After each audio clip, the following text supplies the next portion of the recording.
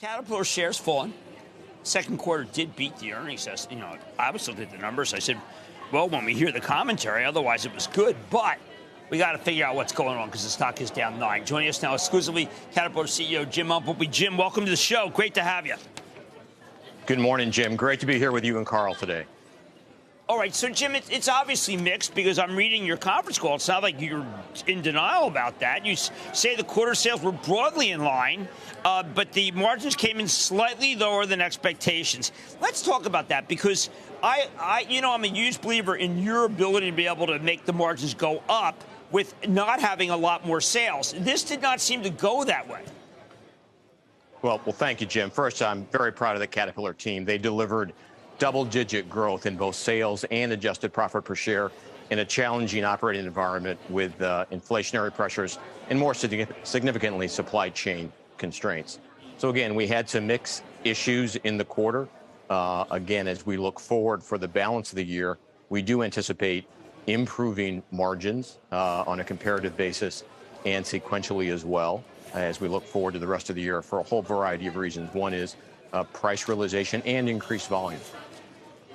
Well, I think that's good, but again, I want to go over this. Sales to users in construction industries decreased 4%. That's largely because of China. Resources decreased 2%. Energy and transportation flat, even though oil went up big in price. So, yes, the future could be brighter, but shouldn't some of these at the moment be doing better? One of those, at least. Well, sales to users in construction industries was impacted, as you mentioned, by China. It was also impacted by supply chain constraints. The resource industries, we had some commissioning delays, which impacted revenue recognition, which had an impact on sales to users. And energy and transportation tends to be a year-end loaded business. And as you know, the market dynamics in oil and gas were a bit different than they were for our machine business. And so as is typically the case, we expect increasing sales for energy and transportation towards the end of the year, stronger third and fourth. The good news is that demand remains strong across most of our end markets. As you know, CAT's a diverse business. We serve a whole variety of different markets around the world, different applications, different products. But at a macro level, demand remains strong. The issue we have is supply chain constraints. How quickly do you think that is rolling off? Jim and I were just talking about some of the freight issues that have been ameliorated. It seems much more quickly than some expected, Jim. Is that going to be by the end of 23? Do you think a lot of that's going to be resolved? The primary issue we have with supply chain constraints is the ability of our suppliers to produce more products. They're dealing with a whole variety of issues. Some of their suppliers have problems. They're dealing with labor availability issues. So really, it's not the supply chain constraints are not primarily freight related. They're more related to our suppliers' ability to produce new components.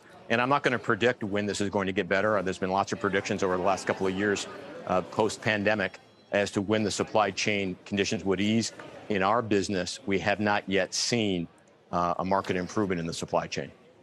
Jim, there is a huge backlog, $2 billion backlog in the quarter led by energy transportation, which makes me believe why the stock's a buy, obviously, other than the fact that you bought a ton this quarter.